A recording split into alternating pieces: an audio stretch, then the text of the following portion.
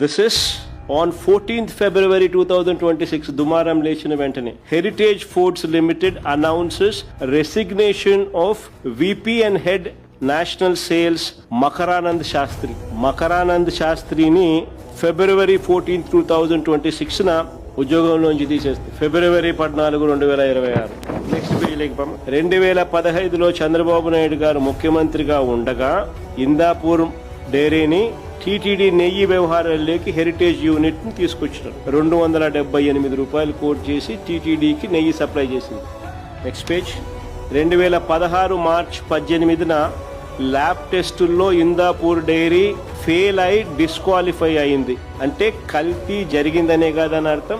Then next page. Disqualify అయిన 3 నెలల్లోనే, అంటే మళ్ళీ ఏప్రిల్ 26, 2016న ఇందాపూర్కు మళ్లీ అర్హత కల్పించిన చంద్రబాబు గవర్నమెంట్.